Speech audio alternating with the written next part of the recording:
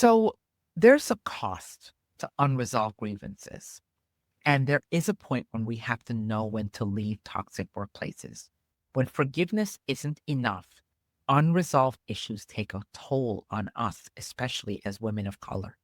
Chronic stress, disengagement, the lack of alignment with your values is a signal that it might be time to move on. It's a time to assess your boundaries and ask yourself this critical question. Is staying here holding me back from finding my possible? Is my inability to forgive them for all the egregious things they've done to me going to stop me from seeing what's possible for me here? Our next episode of What's Your Possible, we're going to talk about, is it time to go? That is our next episode.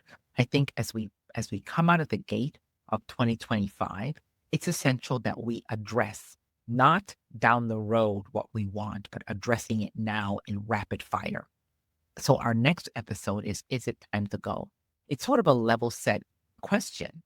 You know, the question really is, can I see my possibility here?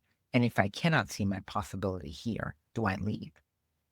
And we will dive into, are you staying with employers out of fear because it's truly where you're meant to grow? Or are you staying there because you have some, innate loyalty to an organization that's not being loyal to you? So join us for the next episode of What's Your Possible. And as I said, please share this because we are tackling hard questions you face in your career. And so our next episode is it time to leave? So one of the main things that I'd like to ask you to do is to start practicing forgiveness. And to practice forgiveness, you focus on your growth, right? That's the first thing that you do. And there's some steps to practicing forgiveness. You focus on your growth. You reframe grievances as opportunities for personal and professional growth.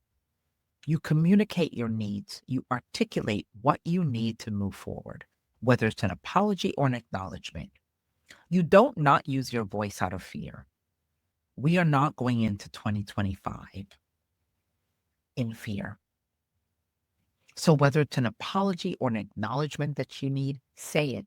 Say, I'm a little hurt that I didn't get the job, and I just want you to know that.